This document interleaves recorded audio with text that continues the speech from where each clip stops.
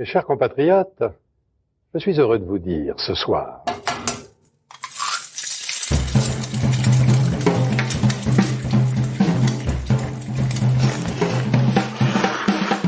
Bonjour et bienvenue dans À Poil, le podcast qui met à nu les chefs. Je suis Julie Gerbet et vous vous apprêtez à écouter la saison 3 du podcast, dans laquelle je vais continuer ce que j'ai entrepris dans les 2 premières saisons, à savoir passer à la poêle les chefs et food entrepreneurs du moment.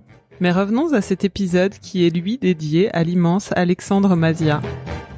Je pense qu'à partir du moment où un jour, si tu veux, je n'aurais plus envie de donner plus de ce que je donne aujourd'hui, chaque jour, j'arrêterai. Pourquoi? Parce que si tu veux, et en même temps, je me vois pas parce qu'en même temps, c'est ma vie.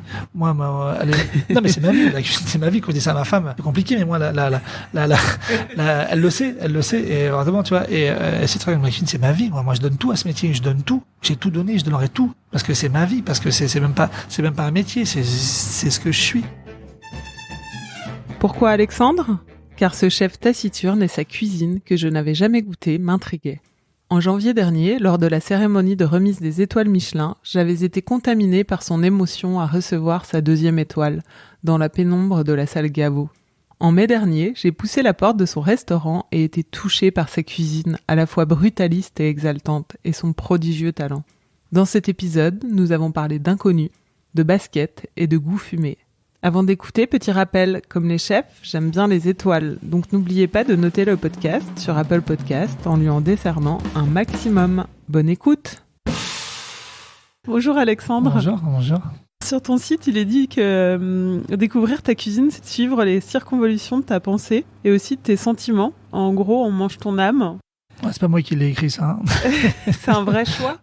C'est un vrai choix. Bah oui, déjà, c'est un choix avec mais c'était Alexandre Masia à M, mais en fait, il y avait tout un rapport à manger l'âme, et l'âme de la création, donc l'âme de ce que l'on fait, et de travailler en toute transparence. De dire qu'à un moment donné, voilà, je vais vous donner ce qui se passe dans mon esprit, dans ma tête, tous les jours, avec la meilleure intention. Ça te fait quoi de donner ton âme à manger tous les jours? Je pense que c'est quelque chose pour moi qui est fondamental, inéluctable. C'est quelque chose qui est naturel, c'est d'aller le donner au plus profond de soi, ce qu'on a envie de donner, sans aucune retenue. Par contre, avec énormément de réflexion, énormément d'appréhension, toujours. Et puis voilà, tout simplement. D'appréhension parce que c'est toi, l'appréhension c'est moi, tes donc tripes. c'est ça, et puis c'est quand même très personnel.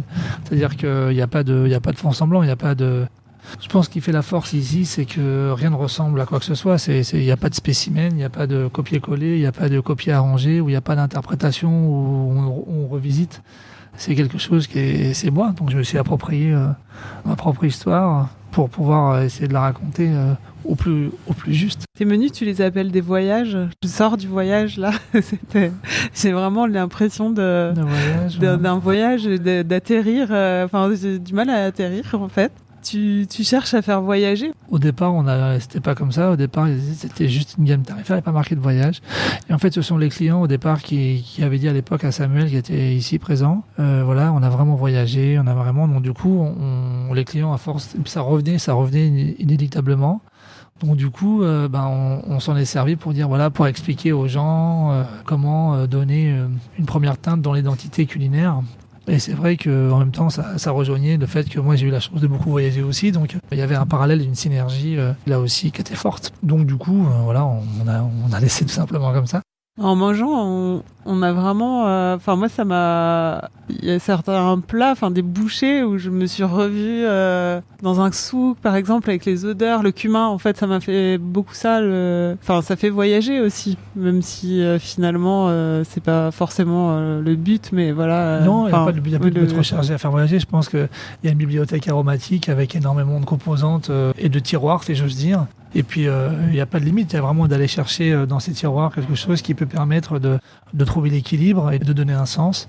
Et je pense que ça, c'est comme ça que les épices sont là. Après, moi, c'est un rapport aussi aux épices un peu différent, dans le sens où moi, je suis en Afrique, au Congo. Donc, si tu veux, les épices, elles ont toujours été là. Le piment aussi, la torréfaction.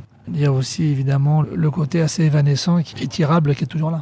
Mais c'est vrai qu'on sent en même temps un lien justement par les épices que tu disais, la torréfaction, le fumé, le piment.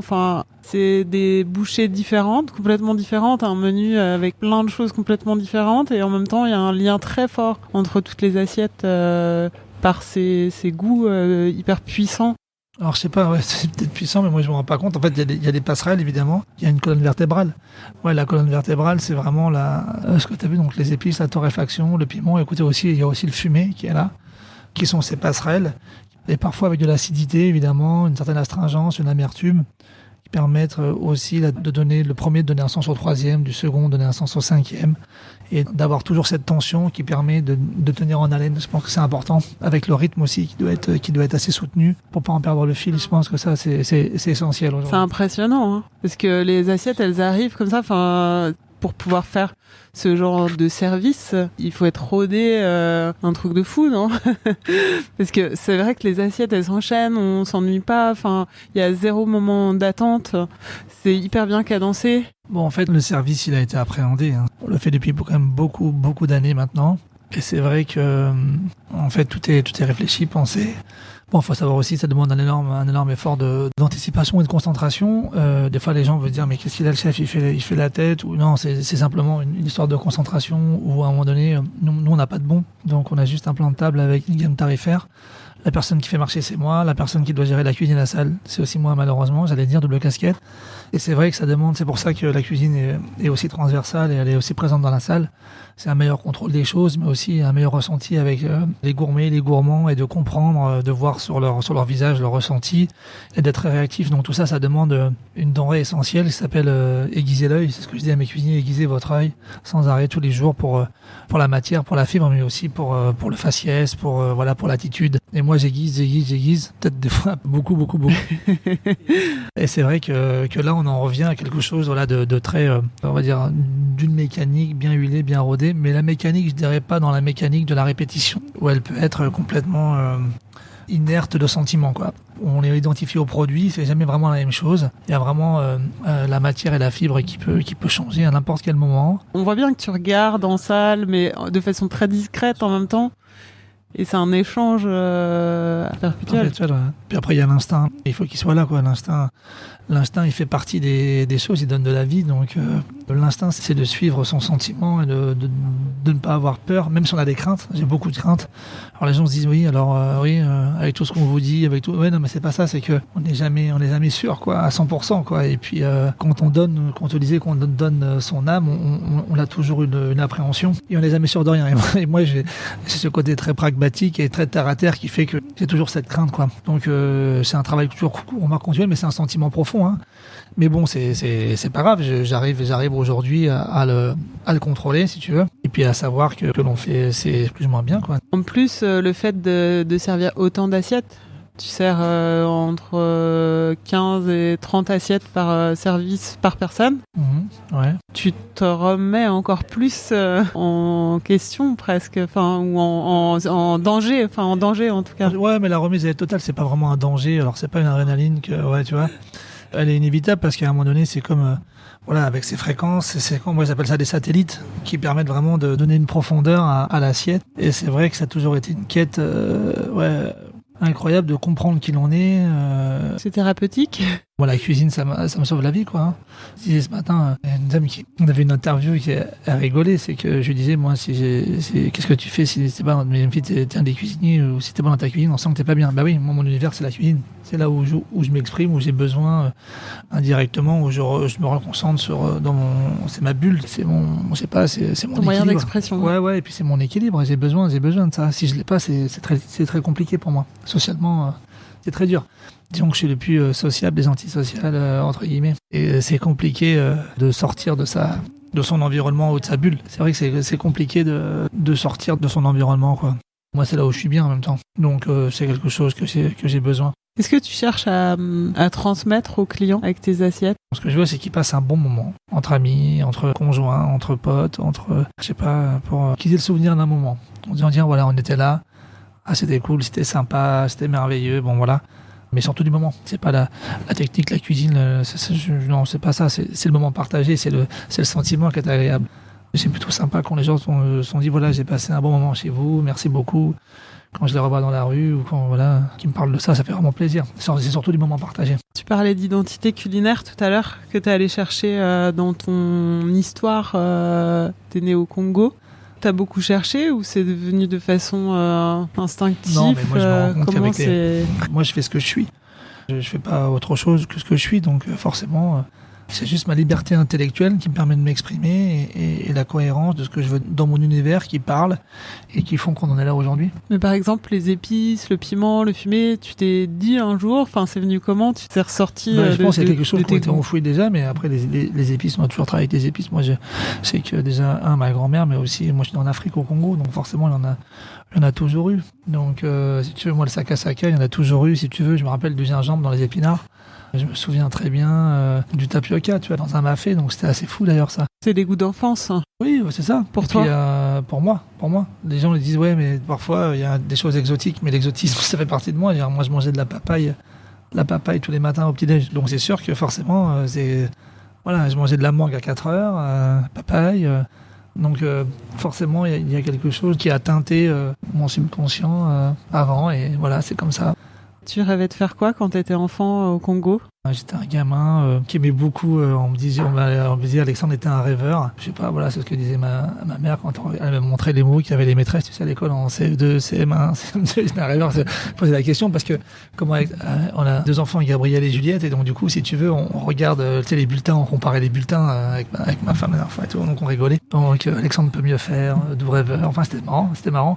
Moi j'ai jamais eu le plan de carrière, quoi. Hein. Moi j'ai jamais eu j'étais pas dans ma tête en train de me dire je vais faire ça, je vais faire ceci, je vais faire cela. Cuisinier. Enfin, c'était pas dans tes au départ, pensées. Non, mais j'ai toujours eu l'attrait évidemment pour la table, parce que inévitablement elle a toujours été là, et que bien manger fait partie des choses importantes de la vie de famille, et surtout au Congo, en Afrique. Tu vois, c'est vraiment le moment important de partage et qui réunit tout le monde. Ma grand-mère, un jour, je me rappelle, on était à Courcoury à côté de Saintes. Je me rappelle de ce moment. T'étais adolescent? J'avais 16-17 ans. T'étais déjà rentré en France? Oui, j'étais rentré en France, ouais. Et ma grand-mère, voilà, on se baladait toujours, parce que ma grand-mère habitait l'île de Ré, donc à Rivedoux. Mon grand-père était pêcheur. Et on allait à la pêche la nuit, on ramenait, donc si tu veux, la pêche qu'il avait reçue, et on allait les vendre aux restaurateurs ou à ses voisins. Notamment, il y avait des bordages qui étaient à côté, et ma grand-mère tenait le premier, on va dire, établissement de fête et de restauration de l'île de Ré, qui s'appelait l'Ambiance à l'époque. Et donc, là-dessus, un jour, on se baladait dans la Courcoury, on était dans les vignes et tout, et puis elle me dit, alors Alexandre, parce que j'étais un peu, voilà, qu'est-ce que je faisais du basket. Elle me dit, qu'est-ce que tu vas faire, tout ça? Bah, je dis, écoute, mamie, je sais pas pour l'instant, voilà, Et elle me dit, bon, écoute, il y a un truc qu'il faut que tu n'oublies pas, c'est que il y a un métier où tu ne mourras jamais de faim. Je me rappelle toujours, elle me dira, ça sera la cuisine. Parce que quand tu es cuisinier, tu peux pas mourir de faim. Si tu veux, ça m'a resté cette phrase-là, m'a toujours resté dans la tête.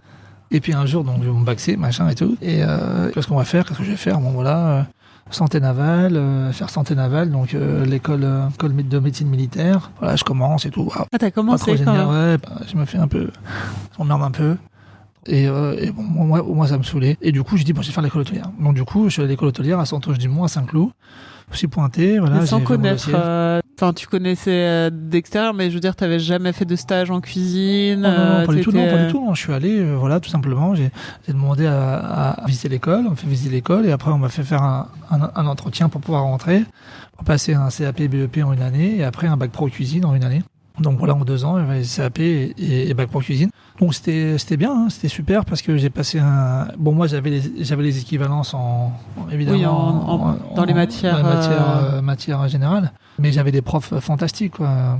Tu faisais c'était en alternance ou c'était en... Non, c'était en école cursus continu. Ouais, non, c'était en continu. Je me rappelle, j'avais monsieur Dugabel, que j'ai revu d'ailleurs, qui était venu comme pour mon titre de cuisinier de l'année. On était à Paris, il était là et tout, donc c'était super. Donc lui qui m'avait eu en classe, ça reste des super moments. Donc voilà, on a commencé l'école comme ça, l'école hôtelière, et puis après... ça te plaisait? Enfin, ça t'a plu tout de suite, la cuisine? Ça me plaisait parce qu'il y avait le plaisir aux autres, et moi je sais que moi je rentrais pendant tous les midis. Moi je faisais du basket en parallèle, donc si tu veux, je rentrais... À haut niveau, hein? Ouais, au niveau, ouais. J'ai fait jusqu'en Pro B, pas N1, quoi. N1B. Et c'est vrai que le fait de m'entraîner régulièrement, tous les jours, c'était un super compromis, quoi. J'avais des stages, et pendant mes stages, moi j'avais aussi mes entraînements. Donc j'avais quand même un rythme très très très soutenu. Et ce qui permettait, si tu veux, c'était simple, hein, pendant que, voilà, moi je me souviens, quand je suis passé après être espoir, enfin cadet, donc cadet équipe de France, après j'ai fait les espoirs, et après les espoirs, je me souviens très bien, par exemple, que voilà, les gars allaient faire la fête, eux, tu vois, après les matchs et tout ça, ben moi j'enchaînais mes trucs en boulangerie, par exemple, tu vois, où je faisais voilà, mes chouquettes, mes éclairs au chocolat quand je commençais en boulangerie, en pâtisserie, donc c'était marrant. Donc par contre, c'est sûr que En fait, c'est ce qui m'a permis, je pense, de garder toujours de la fraîcheur, tu vois, aujourd'hui. Tu vois, j'avais pas la contrainte d'une réussite dans un domaine bien précis. J'avais deux univers Ce serait bien parallèles. passionnant en plus. Qui était hyper passionnant, si tu veux, donc j'avais pas de contraintes vraiment forcées. C'était vraiment un plaisir pour ça, qu'à chaque fois j'ai trouvé un équilibre là-dedans, donc c'était super. Moi, maintenant avec le recul, quand je regarde les horaires, je dis putain, fallait être motivé, quoi. Alors, c'est pour ça quand je vois les jeunes maintenant, mais c'est pareil, c'est comme ça, c'est des générations. Et c'était qui les chefs que t'admirais quand t'as commencé? Après, il y en a beaucoup que j'ai rencontrés, avec qui j'ai la chance de discuter maintenant et d'échanger. Donc, si tu veux, après, tu resteras toujours, voilà, Michel Brasse, Pierre Gagnère, Olivier Rollinger, Monsieur Troisgros. Ça restera toujours des personnes qui sont pour moi des icônes, mais en même temps aussi un symbole et des gens qui ont vraiment une écriture culinaire totalement différente. Et puis après, il y a d'autres. Moi, j'ai eu la chance de toucher à plein de corps de métier, tu vois, des maisons de retraite, des foyers logements, genre. En cuisine? Moi, j'ai tout fait. tout fait. Donc, vas-y, raconte. Parce que j'étais un insatiable, quoi. Donc, j'ai tout fait. Ouais. Donc, je me suis retrouvé dans des maisons de retraite, des foyers logements. J'ai fait de la boulangerie, de la pâtisserie, de la charcuterie traiteur. J'ai de la chocolaterie, de la confiserie. À Paris ou un peu partout? Partout. En faisant mon tour de France, j'ai réussi la chance avec le basket aussi de trouver à chaque fois des personnes qui me permettraient de pouvoir rentrer avec des aménagements d'horaire, si j'ose dire, et pour pouvoir parfaire ma formation, quoi. Tu menais de front les deux à cette époque. Ouais, et puis après, à un moment donné, il fallait savoir que ça soit ton chef de cuisine ou soit ton entraîneur, et il voulait pas savoir ce qui s'était passé avant, quoi. Donc, ton entraîneur, il te disait, mais même si t'avais dormi que 3 heures dans la nuit, il voulait pas savoir. Et ton chef de cuisine, lui, il s'en foutait de savoir si le soir t'avais entraînement ou pas. Donc, ce qui l'intéresse, c'est s'ils avaient fait ta mise en place, t'avais tout répondu aux attentes. Donc, ça demande, on s'impose une rigueur. Et puis, comme on sait que d'un côté ou de l'autre, on a l'impression d'être privilégié, on a le sentiment redevable. Donc, je pense que c'est cette énergie à chaque fois qui m'a nourri, qui m'a toujours forcé, quelque part, inconsciemment, à aller plus loin dans mes propres retranchements. Donc c'est vrai que j'ai pas de limite en fait. Mais j'ai pas de limite, mais ça j'ai vite compris comment je fonctionnais et j'ai vite compris aussi que les personnes qui m'entouraient ne pouvaient pas avaient forcément d'autres limites que moi je pouvais avoir. Parce qu'à un moment donné, moi j'imaginais que si tu veux que mes limites, tout le monde était comme toi. Et c'était compliqué ça au début, tu vois. Je me dis mais je comprends pas pourquoi lui, je comprends pas, normalement c'est normal. Oh. C'est comme la gastronomie de haut niveau finalement. Enfin, ça se retrouve sur les valeurs et les. Ah bah les mêmes valeurs. Hein. Et puis même tu peux avoir des parallèles. Hein. T'as des parallèles vraiment très forts. Hein. T'as la répétition, t'as la concentration, l'assiduité, la rigueur. La répétition du geste, le match qui peut s'appréhender, la concentration avec celui du service. Moi, j'ai connu beaucoup de parallèles avec la cuisine de haut niveau. Et je pense heureusement, parce que c'est ce qui m'a construit. De toute façon, plus on avance, et plus, je dirais, et plus il y avait ces parallèles-là. Et même dans l'appréhension du collectif. Il a toujours été là, ça a toujours été là, ça. Oui, j'ai managé une équipe. Ça s'apprend sur le tard, ça. Vous êtes en équipe aussi au basket. Toujours. Dernièrement, c'est vrai que le collectif, il prime avant tout. Alors évidemment, aujourd'hui, ça fait rigoler. Toi, la même journaliste qu'on a vue tout à l'heure, tu vois, elle me disait, mais vous avez presque, tu vois, avec notre équipe, tout ça, elle me dit, vous avez presque 5 ans ou 10 ans d'avance. On me traite un peu de fou par rapport au nombre de personnes que l'on est, la bienveillance que l'on peut avoir avec ses collaborateurs, de faire en sorte que, tu vois, par exemple, il y en a qui, s'il est fatigué, il rentre chez lui et qu'il se repose et qu'il passe une soirée avec sa femme, qu'il va au cinéma, tout ça. Mais moi, ça me paraît normal parce qu'à un moment donné, on peut pas mener de front avec des capacités physiques et intellectuelles toujours au top. Quand je dis au top, ça dépend le top dans lequel on veut se dire.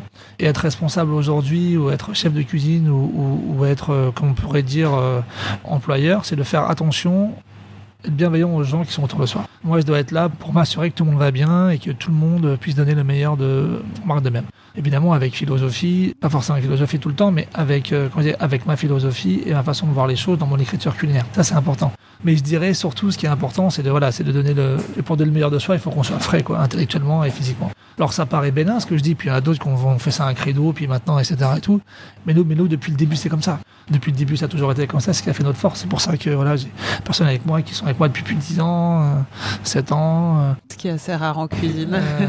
C'est pas facile, et puis en même temps, il faut trouver chaussure à son pied, je pense aussi. Puis après, il y a le feeling humain qui fait que c'est pas toujours évident pour tout le monde. Puis il y a des cuisines qui correspondent à d'autres, plus que d'autres, plus cérébrales, moins cérébrales, plus je sais pas. Et je pense que c'est comme toute chose, pour trouver vraiment un élément qui puisse, un environnement aussi qui se correspond, parce que puis les gens avec les gens qui sont là, qui t'entourent. Donc je pense qu'il faut faire attention. Et c'est pour ça qu'à chaque fois quand on fait des briefings de début de semaine où à un moment donné on dit attention à la façon de vous exprimer, il y en a qui sont malades, d'autres qui sont fatigués et c'est important de prendre soin des gens qui sont en dit de soins.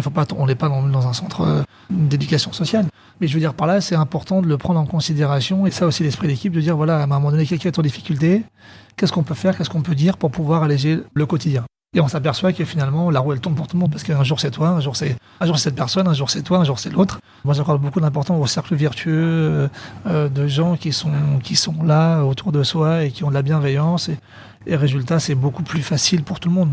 Et puis en même temps, c'est tellement enrichissant intellectuellement. On peut parler, sans forcément toujours être dans la guerre, quoi. Après, il y a le service. Le service, c'est différent. Ouais, le service, faut être très réactif. Des fois, on n'a pas le temps. Oui, mais encore que j'ai vu du comptoir où j'ai déjeuné, que c'était assez calme. Enfin, c'était très calme. C'est ce que disent les gens. De la cuisine, il n'y a pas un mot plus haut que l'autre. Non, on arrive, maintenant tout le monde sait. Et puis après, il y a des choses où, je pense, on s'en rend pas compte. Ça me paraît en même temps logique et on peut pas, comment expliquer. C'est important de pouvoir s'exprimer de manière avec légèreté et dignement, quoi. On peut pas à chaque fois toujours être dans la torpeur physique ou... Bon, je sais pas, moi ça me correspond pas. Après, parce qu'après à la fin de la semaine, t'es fatigué, quoi. Oui, bah... T'es plus fatigué déjà que là, c'est pas mal, mais à la fin des semaines, ça tire un peu. Bon, à quel moment t'as choisi entre le basket et la cuisine ? Oh, ça s'est fait de manière naturelle. J'ai remarqué, je veux dire, à un moment donné, voilà, j'ai fait mon temps au basket et cuisine, et à un moment donné, si tu veux, inévitablement, dont est la matière, le produit était plus fort que tout. Après, j'ai pas fait, si tu veux, c'est pas, souvent, des fois, on dit, le basketteur qui fait cuisinier. Alors, vraiment, les mecs, alors, ça m'a fait un peu les deux. Non. Moi, je suis un cuisinier qui a fait du basket, tu vois. C'est différent. Et, je pense que ce qu'il faut savoir, c'est que ce qui m'a toujours attiré, c'était la fibre des produits, savoir d'où venaient les produits. Enfin, je sais pas, moi, ça me paraissait, je peux pas poser 50 questions, tu vois. Je sais pas poser 50 questions. Et donc, je crois que tu as eu un super poste, je sais pas, tu as eu un poste où tu as suivi, tu étais cuisinier particulier. Ouais. Tu as fait le tour du monde avec cette personne, c'est ça ? Où j'ai eu la chance de travailler pour lui et de faire le tour du monde plusieurs fois. Après, moi, je faisais que ces repas protocolaires. J'avais pas de contraintes, si tu veux, entre guillemets, faire de club sandwich à 2h du matin, comme j'ai pu voir dans certaines maisons. Après, c'est sûr que moi, ce qui était super intéressant, c'est que j'avais nos limites. Donc, j'ai pu travailler avec des maraîchers extraordinaires, des joailliers extraordinaires, mais dans les deux sens du terme. Avec des grandes maisons aussi de couture pour pouvoir faire des dîners exceptionnels dans des lieux incroyables, des repas dans des musées d'art contemporain. C'était un poste incroyable. C'était un poste fou parce que je pense que ce monsieur-là qui a vraiment vu ma passion et mon énergie dans ce que je faisais m'a permis et a compris de pouvoir me réaliser dans d'autres domaines, notamment dans l'art et de pouvoir aller chercher des liens avec ça. Donc ça a beaucoup parlé, donc c'était très intéressant. T'as resté combien de temps ? Je suis resté beaucoup de temps, je suis resté 19 mois. Et 19 mois, c'est beaucoup. À faire le tour du monde, donc plusieurs fois. Alors vous alliez de pays en pays. Alors non, parce qu'il avait plusieurs villas et de maisons dans tous les endroits. Alors c'est vrai qu'au départ, ça peut être assez rêveur. On se dit c'est super, mais quand tu prends l'avion tous les jours, je peux te dire qu'à un moment donné, quand tu passes la vie dans les hôtels, on va dire Calimero, mais non, mais à un moment donné, c'est pas forcément, tu vois. Et puis après, si tu veux, c'était un challenge incroyable. C'est-à-dire que moi, j'arrivais, je ne connaissais pas les marchés, il fallait que je m'approvisionne. Il fallait que je me rende à un endroit que je ne connaissais pas, dans une cuisine que je ne connaissais pas, dans des lieux incroyables, et que je fasse à manger pour un nombre de personnes que je ne connaissais pas. Donc, toi, tous ces paramètres te permettaient de te dire, bon, mon coco. L'art de la débrouille. Donc c'était super. Alors au début, j'ai commencé tout seul, et puis après, au bout de 7-8 mois, après, on était 3, 4, puis après on a fini à 15. On était à 15 avec moi. Ouais, parce qu'à un moment donné, c'était trop lourd. Il avait son équipe. J'avais une équipe avec des gens qui m'ont suivi. En même temps, on faisait des choses complètement... Voilà, on a fait des choses... puis toujours dans un temps, on est toujours pris par le temps. Parce que là, si tu veux, tu te rends compte que là, on est à la minute. Quoi. Quand la personne, ça peut te faire rigoler, mais quand on disait qu'il fallait passer à la table à 12h20, il fallait être à 12h20, quoi. Pas 25, parce qu'après, tout le protocole changeait. Donc c'était... Bon, voilà, c'était des contraintes, mais à la fois aussi, pour nous-mêmes, un surpassement de comment arriver à avancer, quoi. À se dire qu'est-ce qu'on va faire, comment on va faire. Pour les produits, ça a dû être fabuleux. C'est génial, tous les marchés du monde, tous les gens, incroyable. Moi, j'ai pu boire et manger et toucher des produits que je n'aurais plus jamais refaire dans ma vie. J'ai eu une opportunité et je me sens privilégié, mais incroyablement. Et ça a beaucoup nourri ta cuisine, ça l'a nourri encore ? Disons déjà le goût des voyages, ça c'est inévitable, et la curiosité. Et après, c'est sûr, effectivement, dans cette bibliothèque aromatique, j'ai pu m'enrichir aromatiquement, si tu veux, incroyablement. J'ai pu aller très très loin dans cette connaissance et connaître des produits qui sont totalement fabuleux, quoi. Après ton tour du monde, c'est ta passion pour le Corbusier qui t'a amené à Marseille ? Non, c'est simplement qu'à l'époque, moi, enfin, fan d'architecture, d'art contemporain, etc. Un jour, une agence de recrutement me dit on va dans le Corbusier. Je dis ok. Puis moi, je voulais trouver un lieu, si tu veux, qui me permette d'être en autarcie par rapport à son environnement. C'est-à-dire que tous les lieux ont forcément une phase avec leur environnement. Sur des palaces, tu vois, de Côte d'Azur, des machins, moi ça me plaisait pas. Ça me parlait pas, du moins. Après, à Paris, tu peux faire toutes les cuisines que tu veux, mais t'as un centre quand même qui est lié évidemment à différents marchés et tout, donc t'as l'impression qu'ils ont l'immunité, ils vont rigoler quand je dis ça, mais l'immunité internationale de pouvoir faire ce qu'ils veulent en termes de produits locaux, etc. et tout, parce que voilà, je voulais être en lien forcément avec un territoire, mais pouvoir m'exprimer sans forcément avoir le poids de la tradition environnementale. Pas me retrouver à faire, si tu veux, je voulais pas à Marseille, souvent tu vois, si t'es au bord de mer, t'es obligé de faire du poisson grillé, des choses comme ça. Moi, je voulais pas avoir tout ça, donc je voulais quelque chose où je voulais me montrer, me prouver sur une page neutre. Et donc, du coup, voilà, Marseille, ça s'est fait parce que le Corbusier, moi, ça me parlait, c'était un lieu, c'était un phare. Alors, beaucoup de personnes m'ont dit, mais tu vas te faire écraser par le lieu, tu vas voir, c'est compliqué. Oh, c'est sûr, ça n'a pas été facile, pas assez simple. T'es resté combien de temps là-bas ? Trop longtemps. Non, je suis resté 3 ans là-bas. C'était une expérience, c'était comme un brouillon en fait. Tu vois, comme un brouillon de. Que j'allais te demander, c'était l'antichambre d'AM ? Bah, ça correspondait à un moment donné à ce que j'étais à ce moment-là. C'est-à-dire que c'était forcément, voilà, un peu plus brouillon, peut-être un peu plus, je sais pas. Il y avait des choses qui émergeaient, mais si tu veux, elles n'étaient pas forcément très, très claires. Mon chemin, je le voyais, mais il n'était pas forcément bien. Il était un peu plus sinueux que maintenant, tu vois. Tu l'as travaillé parce que je t'avais croisé en 2013, t'avais déjà quitté le ventre de l'architecte et tu m'as dit que t'allais ouvrir un restaurant, mais bon, je savais pas trop, c'était en construction. Tu l'as beaucoup imaginé avant de l'ouvrir ? Alors j'avais tout appréhendé en fait. Chaque année, à chaque fois, je notais dans un cahier ce que je voulais, ce que je voulais pas. Moi, je suis très cahier. Et moi maintenant. Et donc du coup, je voulais un lieu qui soit à ma mue. Donc je voulais pas un lieu grand, je voulais un lieu petit. Enfin bref, voilà. Et du coup, je me suis dit un jour quand j'aurai mon lieu, voilà, il fallait un lieu qui corresponde, qui soit surtout à taille humaine.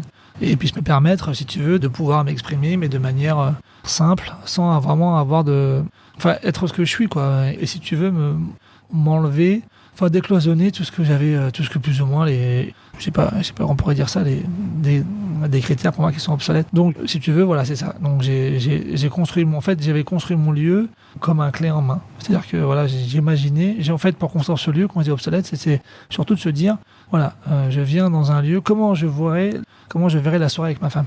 Donc, c'est de venir dans un endroit où je n'ai rien à faire, rien à choisir. Je mets les pieds sur la table, où les gens me demandent ce que j'aime, ce que j'aime pas. Et donc, du coup, je me suis construit le lieu que moi, j'aurais aimé avoir avec mon épouse. Les gens, au départ, m'ont dit, mais pourquoi il n'y a qu'une gamme tarifaire ? C'est même pas un menu unique, hein. C'est vraiment des menus sur mesure où on sait très bien que c'est pas, on va mettre un grand menu, on enlève des plats pour faire 3 à 2. Non, ça sert à rien. C'est utopique tout ça si on fait ça. Donc moi je voulais vraiment quelque chose qui fasse sens à ma créativité et à ce que je voulais exprimer aussi et qui puisse correspondre, voilà.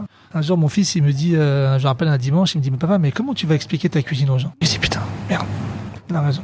J'imaginais que tous les gens rentraient, tu vois, voilà, messieurs, dames, on n'a pas de menu, on a une dégustation, tu sais, je me vais aller expliquer à tout le monde, à chaque fois, obligé de justifier, tu vois. Donc j'ai dit, je vais éliminer le chaland, donc tout de suite. T'es parti plus loin que le centre. C'est inévitable, et puis je voulais quelque chose où les gens, si tu veux, il n'y a pas marqué restaurant, tu vois, les gens viennent chercher quelque chose, fassent l'effort d'eux. Donc j'ai dit, je vais prendre ce pari-là. En même temps, ce que j'aime, c'est que je trouve que c'est hyper abordable. Tu vois, il n'y a pas le côté, c'est un restaurant qui est très abordable, tu te sens bien, t'es à taille humaine, tu vois, t'as pas le poids, comme tu disais, des traditions ou d'un truc très... Faut que ce soit léger, faut que ce soit facile pour tout le monde, faut que tout le monde puisse rentrer, tout le monde pousser la porte. C'est ce qui fait aussi l'humain est le poumon du restaurant, donc l'humain ici il est inévitable. Donc du coup, comme on a des personnes qui sont enjouées, qui sont simples, cette énergie elle est importante. Puis le lieu est doux, toi le lieu est doux, le lieu il est agréable, on sent bien quoi. C'est un lieu facile à l'œil, facile d'accès, sauf pour se garer. Et tes initiales, c'était une façon d'assumer ta personnalité, non, ta mes cuisine. initiales, comme je t'ai dit, c'était juste l'âme. Il y avait un jeu entre l'âme du cuisinier, la couleur ocre, pourquoi ? Parce qu'il rappelle en même temps les cuivres de cuisine quand tu fais ton apprentissage, les couchers de soleil que moi j'ai en souvenir dans ma tête aux gorges de Diosso au Congo en Afrique. et l'âme du cuisinier en fait. Il y avait pas au départ, c'était pas Alexandre Mazia. C'est pour ça qu'on a fait AM par Alexandre Mazia. Au départ, il y avait l'âme par Alexandre Mazia. C'est pas Alexandre Mazia par Alexandre Mazia. Donc non mais parce que des fois les gens peuvent dire les mecs mégalo à fond. 2 fois il dit son initial puis son nom, son prénom. Non, mais en fait il y avait une subtilité entre l'âme, tout simplement. C'est comme si c'était aussi ici que tu osais te révéler par rapport à tes autres expériences aussi, comme c'était ton lieu. C'est mon lieu, donc forcément il y a quelque chose il y a une énergie et puis il y a quelque chose de particulier. Après c'est sûr quand on est chez soi, je sais pas, il y a une force vive qui est exceptionnelle, je pense, qui permet d'aller encore plus loin. Puis après, nous, on a un lieu quand même, on a eu quelques petits péripéties dans ce lieu qui ont fait la part facile, enfin la part aussi de... D'histoire la part d'histoire, ouais, la part d'histoire, ouais. Donc, c'est quoi les péripéties? Cool. Les péripéties, si tu veux, après, à un moment donné, si tu veux, t'es allé. C'est pas un lieu que j'ai ouvert tout seul serein, tu sais, c'est un lieu où j'ai ouvert avec des actionnaires, avec des parts que j'ai dû racheter. Rien ne m'a été offert, en fait, rien n'était donné. Donc, si tu veux, cette difficulté-là aussi m'a permis d'apprendre dans certaines circonstances. Et je pense que la vie, c'est comme ça. Et voilà, et aujourd'hui, j'en suis très heureux parce que cette expérience-là m'a permis de grandir aussi. Du coup, voilà, moi, je suis très heureux. J'ai même racheté les murs de chez moi. Donc, tu vois, je suis content. Les gens, à un moment donné, m'ont dit, mais tu vas pas acheter les murs de ça, qu'est-ce que tu vas faire? Pourquoi tu vas pas acheter là-bas? Va au bord de mer, voilà, tout. Non, je pense qu'il faut, à un moment donné, savoir, c'est très dur à construire, hein. Je pense qu'il faut faire attention sans forcément s'enterrer aussi, mais les choses sont très dures à construire. Chaque matin, moi, je labore ma cuisine, donc j'ai un côté très pragmatique des choses qui font qu'il faut savoir les conserver et pas s'éparpiller. Donc voilà, moi je suis très heureux d'être là. Franchement, puis t'as vu, on a fait ces travaux. Je suis très content. Jamais j'aurais pensé, imaginé, si tu veux, faire ce qu'on a fait là aujourd'hui, par exemple. Tu vois, moi je te parle là, jamais. Tu vois, le lieu comme il est, même pas, tu vois, parce que je me suis dit, mais c'est pas possible. Un jour, j'ai ça, mais c'est fantastique. Enfin, tu vois. Et puis si tu veux, je me suis pas projeté, tu vois. Oui, ça s'est construit petit à petit. C'est encore plus, je dirais, plus enrichissant. C'est super. C'est toujours à chaque fois quelque chose de très énergisant, quoi. Et le format bouché, donc en petit, tu sers entre une vingtaine et une trentaine de mini plats à chaque fois. C'est venu, c'est pareil, t'as affiné. Ce format-là, c'est sort un peu du côté on vient manger, on vient plus que manger, on vient pas que manger, on vient chercher autre chose, presque une expérience. De jamais avoir la même résonance dans la cuillère ou la fourchette, pour moi c'est important d'avoir toujours une évolution et si tu veux le côté expérience du restaurant que t'as donné, pour moi c'est pas une expérience, pour moi c'est simplement ce que je suis, donc si tu veux ça me paraît logique, enfin si tu veux, il n'y a pas de, tu vois, oui, mais t'aurais pu servir des plats comme, tu vois, des plats, enfin je veux dire des entrées, des plats, des desserts, non? C'est trop réducteur. Pourquoi pas d'entrée plat dessert? Parce que justement le monsieur sait pas faire entrée, plat ou dessert. Non, mais je m'en fous de tout ça. En fait, moi je me défais de tout ça. Je pense que je fais ce que je suis, donc je pense que c'est l'histoire que l'on raconte, elle est importante de la raconter dans son intégralité. Je serais trop frustré de donner la moitié ou un quart de mon histoire. C'est pour ça que des fois on va faire plus que moins, en fait. Tu vois, on fera pas moins que plus, donc on fera plus que moins. Donc pourquoi? Parce qu'on a toujours envie de donner plus. Après, il faut que ça soit, sans oublier que le gourmet ou le gourmand, il faut pas que ça soit quelque chose d'opulent et qu'il ressorte, tu vois, ou qu'il ait le sentiment, tu vois, d'avoir trop. Il faut qu'il y ait un sentiment de frustration. C'est juste au milieu, et on essaie dans les histoires, dans les voyages que l'on propose, le midi à déjeuner ou à dîner, que ça soit toujours équilibré. Alors après, moi, j'ai pas le sentiment, si tu veux, d'être expérimental ou d'être une expérience, quoi. Moi, j'ai le sentiment de expérience. Je trouve que ça dépasse un peu, tu vois, le côté on vient pas que manger, on vient chercher aussi autre chose, tu vois, une expérience aussi. Je me demandais si tu l'avais, tu vois, aussi un peu travaillé, en tout cas réfléchi. Non, je pense que c'est juste la cuisine qui m'a dit, mais j'ai pas pensé à être expérimental. Non, j'ai pas pensé à ça. Et après, ta cuisine est quand même cérébrale et réfléchie. Ouais, c'est sûr, mais pas dans le sens où, si tu veux, où je vais, j'ai pas de point d'ancrage là-dessus, quoi, en fait. Tu vois. C'est surtout cette écriture culinaire qui, pour moi, aujourd'hui, est vitale et a un sens, quoi. Ça devient facilement, les nouveaux plats? Je ne suis pas dans la souffrance créative. Je suis quelqu'un qui est très exacerbé quand je me concentre, donc je réussis à avoir énormément de sentiments et d'émotions dans la cuisine que je peux avoir au quotidien. Alors c'est vrai, alors ma cuisine par contre elle demande beaucoup de mains, beaucoup de manipulation, comme tu as pu On voir. sent, Voilà. c'est Après hyper, des fois, technique et surtout travail. Enfin, il y a beaucoup de travail. pour certains on va dire qu'elle est compliquée, pour d'autres elle est très En fait, je trouve qu'on peut la lire à différents niveaux. Parce que tu te régales tu te régales et en même temps tu peux aller chercher aussi autre chose, plus bien loin. sûr, ouais, bien sûr. Et elle est finalement, ça la rend aussi accessible. Il faut que ça soit lisible. À des, un peu accessible. Sinon, il faut que ça soit accessible à tous, mais il faut là, on peut dire que la technique. Après, on s'en fiche, mais ça demande quand même beaucoup de manipulation et du coup effectivement ça donne part à la réflexion. On fait ça, pourquoi on fait ceci, pourquoi on rajoute ça. Donc pour moi c'est important de comprendre. Il n'y a pas des choses qui sont obsolètes ou surexposées ou choses comme ça. C'est vraiment important de faire attention à ça et d'aller à l'essentiel, parce qu'on va à l'essentiel en fait, même si ça paraît bizarre, on va à l'essentiel. On voit pas tout le travail que tu as fait derrière, mais le but, moi j'aime bien ce mot, la simplicité, tu vois, ce qui est simple à l'œil et travailler derrière. Après on n'est pas obligé, Vous devez faire une énorme mise en place le matin. Ah par contre non, on s'ennuie pas, c'est sûr. Hein. Vous commencez à quelle heure? Commence tôt. Non, mais on a une variante d'équipe, faut quand même savoir qu'on est 14, donc 14 en cuisine. 14 en cuisine? 14 en cuisine, ouais, quand même, on dirait pas. Hein. 14 en cuisine, sur même pas 9 mètres carrés de cuisine. On est sur 7 mètres carrés de cuisine. Donc c'est sûr que ça demande aussi des plages horaires différentes. Il y en a un qui commence à 7h, d'autres qui commencent à 8h. Après, ils commencent à 8h30, donc on fait venir les gens un peu différemment. Après, il y a des personnes qui font continu. Après, il y a des personnes qui font midi et soir. Et puis après, il y a des personnes... qui, comme je te disais, il y a 2 jours de congé dimanche, lundi, des personnes qui ont, chacun après une demi-journée en plus. Vous tournez On tourne, c'est important de tourner pour aller à la fraîcheur dans l'expression et dans l'envie. Puis c'est important la rébarbativité. Hein, il n'y a rien de pire parce qu'à un moment donné on voit plus, l'œil il s'aiguise plus, tu vois, toujours à pareil de la même lame. Donc il faut l'aiguiser continuellement, donc il faut changer, souffler.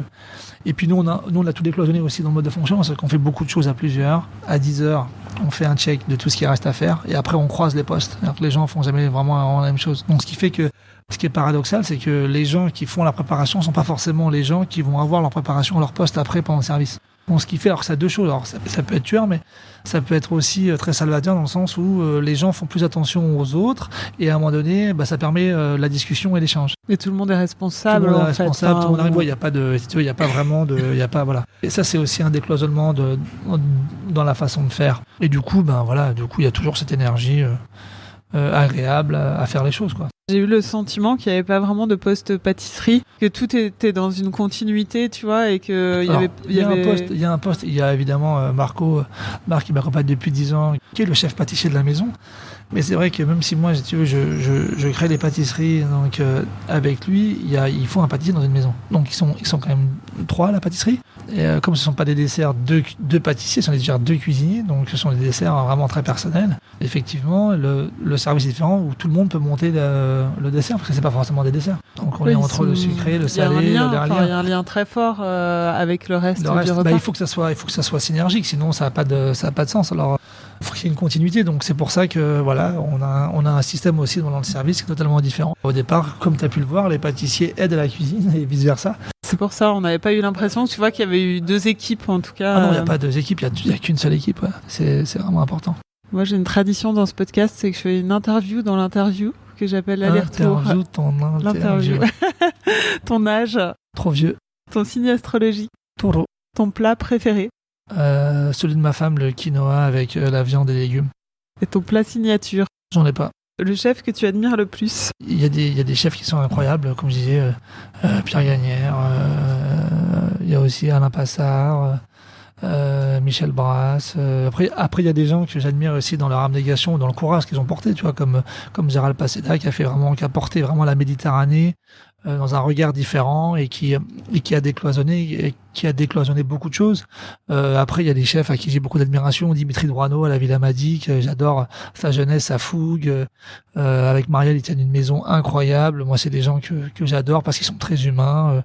Ludovic Turac, une table au sud, Pikachu, tu vois, qui est top. David Toutain parce que c'est pour moi Le mec, à mon avis, c'est un des plus grands cuisiniers. C'est pas parce que c'est mon ami, mais le plus grand. On a fait des barbecues, mais incroyable avec Dadou. Non, mais ça paraît rigolade, mais il a fait des cuissons de turbo au barbecue, mais incroyable. C'est même pas, c'est des cuissons que tu pourrais retrouver dans n'importe quel grand restaurant, tu vois, avec un barbecue. Ton ingrédient préféré?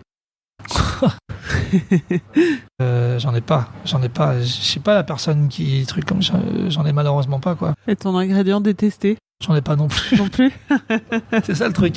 J'ai pas de truc comme ça. J'ai pas. Ton ustensile fétiche? Je pense que mes mains, elles sont importantes. Je pense que ce qui te permet de toucher, tu vois, c'est important. Et puis il y a les yeux, le regard. Je pense que ça, c'est plus que les ustensiles. Je pense que j'arrive à lire ou pas si c'est assez salé ou trop salé.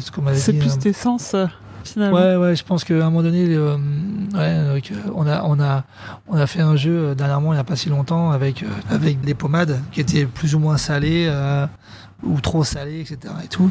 Et du coup, il fallait trouver rien qu'à l'œil si c'était trop salé ou pas, quoi. Et donc, moi, à chaque fois, j'ai trouvé toutes les pommades où c'était trop salé. Donc, les mecs m'appellent le robot. Donc c'était marrant. Mais non, mais j'aime je sais pas, la fibre me parle, la matière me parle, la texture me parle. Enfin voilà, l'essence, c'est l'ustensile incroyable, qui permet aussi l'instinct aussi. Ton dernier meilleur repas? Dernier meilleur repas, c'est triste pour les autres, mais non, le dernier meilleur repas que j'ai fait, j'en fais pas beaucoup. C'était quand je suis allé chez Paul au Good. Chez Paul au Good, ils m'ont fait une soupe de poisson exprès la veille et tout, avec des vives. Hier. et les mecs sont fantastiques, quoi. Ils m'ont fait ça pour mon anniversaire, une soupe de poisson, mais top. Et c'était cool, surtout c'était avec des amis. Top de chez top, et voilà. Donc ça c'est cool. Quel est le resto que t'aurais aimé ouvrir? Le mien aujourd'hui. Le meilleur compliment qu'on t'ait fait? Alors là, franchement, là tu me poses la question.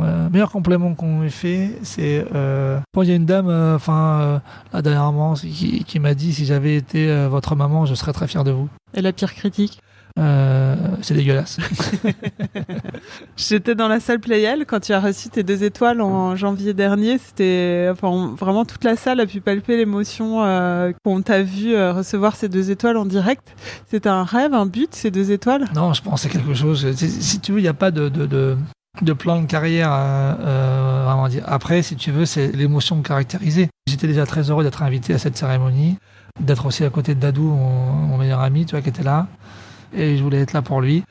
Mais recevoir 2 étoiles, c'est simplement, je sais pas comment dire, même là je t'en parle, c'est beaucoup d'émotions, parce qu'après j'ai revu la vidéo, et à chaque fois avec Anne on en pleure. C'est tout ce que ça représente, si tu veux, dans l'engagement pris dans l'ouverture de ce restaurant. Toutes les péripéties que moi je pense à ça, tu vois, et puis rien n'est destiné déjà d'en avoir eu une. Alors d'en avoir 2, je sais pas si t'imagines, mais 2, c'est simplement, c'est pas un rêve. On n'a pas travaillé pour avoir 2. C'est pas quelque chose, c'est pas un but ultime. Et ce qui est vraiment appréciable, c'est que aujourd'hui, comme je t'expliquais, la cuisine change, et la cuisine que l'on faisait en 2014 n'a rien à voir avec celle de maintenant. Ça veut dire qu'on a évolué. C'est-à-dire qu'ils ont vu l'évolution, et c'est simplement superbe qu'ils ont vu l'évolution. Ça veut dire qu'ils nous suivent aussi, et qu'on compte, et qu'on fait partie des gens qui comptent dans l'univers de la cuisine. Et pour ça pour moi c'est très touchant.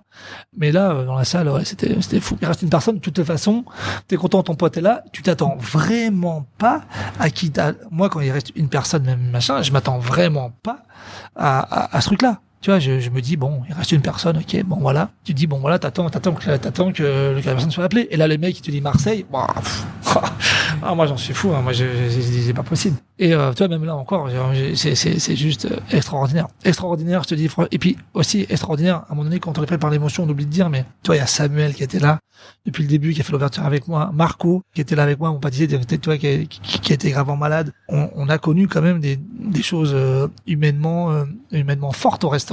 Et de voir cette reconnaissance-là, tu vois, on se dit, mais c'est fantastique, quoi. C'est fantastique. Et puis, moi, je suis fier. Aujourd'hui, tu vois, je suis fier.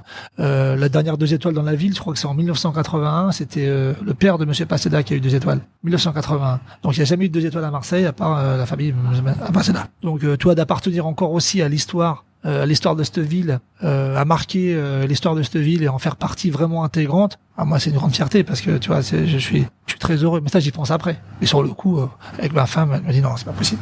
Mais après, dans l'engagement, tu vois, tous les jours, moi, encore une fois plus, moi, je suis très fier, très honoré d'avoir ces 2 étoiles. Tu vois. Ce serait un rêve d'aller plus loin encore? de 3e étoile, c'est comme je disais avec. En plus, c'est marrant, c'est que Laurent Petit était venu manger 3 semaines avant ici. Tu vois, Laurent Petit était venu manger là. Enfin, c'est un truc de fou. Moi, j'avais vu Mauro, j'ai vu Mauro 2 mois avant. Et comme disait Laurent Petit, il me disait construction petit à petit. Tu vois, moi, je suis pas en train de me dire je vais avoir une 3e étoile. Non, mais est-ce que ce serait un rêve? Bah, ça, je t'imagine un jour c'est 3 étoiles ici. Mais non, mais. Mais tu vois, comme il y a certains chefs qui veulent être meilleur ouvrier de France, tu vois, enfin c'est un graal quand même pour un cuisinier. Ah bah c'est super d'être meilleur ouvrier de France, surtout par rapport au dépassement de soi-même et par rapport à ce qu'il veut réussir. Et je pense que c'est vraiment un concours personnel, au-delà de montrer. Non, un rêve, oui, bien sûr, c'est un jour j'ai 3 étoiles, je serai le plus heureux du monde. Mais si tu veux, comme je disais, il y a une phrase qui a été, comme Gwendal Poulenec disait à un moment donné, ne faites pas attention à nous, faites ce que vous faites, et nous c'est ce qu'on fait depuis le début. Et tu vois, comme tu le vois ici, nous on continuera à faire ce que l'on est. On continuera à pousser les lignes. On continue toujours, quand je dis pousser les lignes, à faire le meilleur de nous-mêmes, à essayer d'apporter toujours quelque chose de plus à ce qu'on faisait hier. Mais pas forcément pour aller chercher quoi que ce soit. C'est que ça se construit dans le temps, petit à petit. Et nous, on restera comme on est dans notre jus, toujours avec énergie. Tu vois, on fait nos petits travaux. On ne dit rien, on fait nos trucs, on avance. Vous êtes dans le quotidien des clients. Nous, on est vraiment en relation totale avec nos clients. Donc on continue à faire ce que l'on fait, toujours, mais toujours en donnant le meilleur, toujours. On fera jamais. Je pense que à partir du moment où un jour, si tu veux, je n'aurais plus envie de donner plus de ce que je donne aujourd'hui, chaque jour, j'arrêterai. Pourquoi? Parce que si tu veux, et en même temps, je me vois pas parce qu'en même temps, c'est ma vie. Moi, non, mais c'est ma vie. C'est ma vie. Quand je dis ça à ma femme, c'est compliqué, mais moi, elle le sait, et vraiment, tu vois, et c'est très bien. C'est ma vie. Moi, je donne tout à ce métier. Je donne tout. J'ai tout donné. Je donnerai tout parce que c'est ma vie. Parce que c'est même pas un métier. C'est ce que je suis. Quand je suis là, voilà, je vis, quoi. Est-ce que tu arrives à ouvrir quand t'es pas là? Enfin, t'ouvres le restaurant ou quand tu t'absentes? Moi, si tu veux, tu fermes? Ah oui, bah bien sûr. Bah si je suis pas là, je ferme déjà. Ça me fait rigoler parce que des fois les gens disent oui, bonjour Alexandre, est-ce que tu seras là le jeudi? Je vais dire mais rigolo, je suis pas là, je ferme. Oui, parce que tu disais que je sais pas, c'est quand tu racontais que tu observais tout au pass et tout, je me dis mais personne peut te remplacer en fait. Non, mais en fait, si, je pense qu'on peut me remplacer. Je touche des boîtes, un jour, un machin, etc. et tout, être malade ou n'importe quoi. Fort heureusement parce qu'il y a quand même l'économie d'une vie sociale ici. Et on est quand même 17 dans l'entreprise, donc il faut quand même, il y a quand même à payer des charges sociales, salariales et tout. Je dirais donc il y a une vie quand même, une vie d'entreprise qu'il faut savoir respecter. Mais évidemment que moi je ne conçois pas. C'est pour ça que j'ai pas, si tu veux, 8 restaurants, j'ai pas signé 50 cartes. Et quand je te dis ça, c'est que aujourd'hui ou même depuis 1 an et demi, 2 ans, j'aurais pu ouvrir. T'as des propositions? Bah disons que j'aurais pu ouvrir, si tu veux, une bêtise, mais j'aurais peut-être ouvert 15 restaurants, quoi. J'aurais pu signer des cartes en toute modestie, hein. J'aurais pu être sur les bateaux, j'aurais pu être dans des cartes dans les palaces, pour des groupes. Ça t'intéresse pas? C'est pas que ça m'intéresse pas, c'est que c'est très valorisant, tu vois, tu te sens flatté et tout. Mais le problème, c'est que tu contrôles pas. Moi, j'ai besoin de contrôler. Et moi, je suis quelqu'un qui a besoin de contrôler ce que je fais. Moi, je fais, comme je dis, moi, je donne mon âme. Donc ici, je donne mon âme. Donc aujourd'hui, peut-être que plus tard, j'aurais changé d'avis, peut-être que d'autres personnes pourront le faire aussi bien que moi dans d'autres endroits. Mais moi ici, je peux pas ne pas y être ici chez moi. Et moi, je peux être partout et nulle part à la fois. C'est pas possible. Après, c'est peut-être mon côté, tu vois, peut-être que je suis pas prêt, peut-être ça, mais moi, en tout cas, j'en exprime pas le besoin. Alors après, c'est vrai que comme nous, on est fermé le dimanche et lundi, ça nous laisse 2 jours. Parfois, ça nous arrive de fermer le mardi, tu vois, parce qu'on fait un événement, comme par exemple, on va à Omnivore, ça paraît simple, ou on va à Shanghai, on ferme une semaine, mais j'emmène mon équipe avec moi. Donc, ça me permet vraiment d'échanger avec eux et de se dire, regarder l'opportunité, la chance qu'on a d'être là, grâce à notre travail au quotidien. C'est important. Tu vois, par exemple, ce week-end-là, on était dimanche, lundi, on a fermé parce que c'est fermé, c'est notre fermeture hebdomadaire. Mais on est parti, si tu veux, en Corse. Bon, c'est 1 heure en avion. En Corse, je les ai amenés, tu vois, et c'était magnifique. Et du coup, on est parti 2 jours, sympa, tu vois, en Corse. Donc, ça, c'est super de partager des moments comme ça. Et je pense on a d'autres opportunités comme ça, mais encore une fois de plus, je te le dis, je te le répète, l'objectif du restaurant est d'asseoir un confort grandissant pour tout le monde. Tu vois, c'est ça qui est important, c'est d'avoir de la fraîcheur, d'état d'esprit, tout ça. Quand est-ce que tu t'es senti chef pour la première fois? Je crois que je me suis jamais senti chef. Je crois que, je sais pas ce que veut dire, franchement, je vais peut-être faire griser des gens, mais je me suis pas senti chef, quoi. Je me sens pas chef. Tu te sens quoi? Je me sens un cuisinier, un meneur d'hommes peut-être, mais pas chef, quoi. Je suis un cuisinier en allant au bout de ce qu'il est, je sais pas. Mais je suis pas le deuxième le mot chef me turbine un petit peu parfois, tu vois. Même s'il faut parfois, malheureusement, tu vois.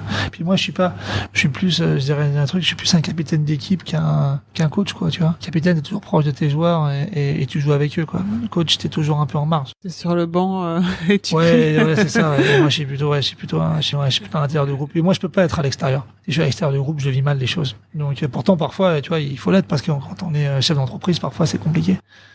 Mais moi, je me sens pas, je sais pas. Et t'as un besoin physique de cuisiner tous les jours? Ah, moi, je cuisine pas, c'est compliqué, hein. Tu cuisines le dimanche lundi à la maison aussi? Alors, tu vas rigoler, ça m'arrive de cuisiner parfois. Rarement, ça m'arrive. Alors, des fois, à un moment donné, il faut arrêter parce qu'à un moment donné, je coupe parce que puis ma femme me dit, ah, pourquoi tu fais pas ça? Ok, non, je le fais. Mais non, mais des fois, j'ai besoin de couper aussi, tu vois. Mais j'ai un besoin physique, ouais. C'est matériel. Que ce soit cuisiner ou pas cuisiner, hein. Je peux très bien, après, je peux faire de la pâte à modeler avec mon fils, avec ma fille, monter la matière. Moi, il faut que ça tripote, quoi. Qu'est-ce qui t'excite le plus dans ton métier? Bah, je dirais, la vie, l'énergie du quotidien, quoi. Les rencontres, le changement de la matière, et puis l'échange. Ça, c'est quelque chose qui est fantastique. Jamais pareil. Qu'est-ce qui te fait courir aujourd'hui? Ma fille. Ma fille qui me fait courir, qui me fera courir, hein. Elle a quel âge? 21 mois. Ah oui, elle est encore toute petite. Ah, toute petite, ouais. Papa, ça court, hein. Je peux te dire que ça court, hein, ça. Et professionnellement? La cuisine que je réalise tous les jours, elle me fait courir, hein. Il n'y a pas besoin de... On arrive à la fin et je demande au chef une recette qu'ils font à la maison. Qu'est-ce que tu fais chez toi ou pour tes amis ou un truc simple qu'on pourrait refaire? Alors simple qu'on pourrait refaire, moi j'aime bien les pois chiches. Donc pois chiches, tu fais donc pois chiches trempés la veille, tu sors, tac, légèrement dans un courbouillon. Alors moi je les mets dans un jus d'agneau. Donc ça c'est sympa, jus d'agneau. Une fois qu'elles sont sorties, je mets pas mal d'herbes, tu vois, tu peux mettre coriandre, aneth, etc. Avec ce jus d'agneau à laquelle tu vas y goûter, tu fais une vinaigrette avec. Tu t'en sers de base. Tu rajoutes du citron, ce que tu veux là-dedans, jus d'orange, jus de citron, machin, tu mélanges, t'attaques, et tu mets par-dessus jus de citron avec tes pois chiches, comme ça. Et moi, tu manges ça à la cuillère. Ça doit être trop bon. Ça donne trop Non, envie. c'est bon, c'est sympa, ça, c'est cool. Ah ouais, c'est cool, puis c'est pas vraiment compliqué. Après, moi, avec ça, je peux manger des œufs au plat avec, des œufs au plat avec du cumin. Voilà, simple. Ça, c'est cool. Tu mélanges les deux, je pense que c'était pas mal. Merci Alexandre. Je t'en prie, avec plaisir, merci à vous, hein, c'est sympa. Vous venez d'écouter le premier épisode de la saison 3 avec Alexandre Mazia. Vous pouvez goûter ce qu'il a dans la poêle, dans son restaurant AM à Marseille. Comme dit un certain guide, ça vaut le détour, voire le voyage. Dans cet épisode, Alexandre fait référence à Pierre Gagnère. Un épisode de ce podcast lui est dédié et je vous invite également à le découvrir.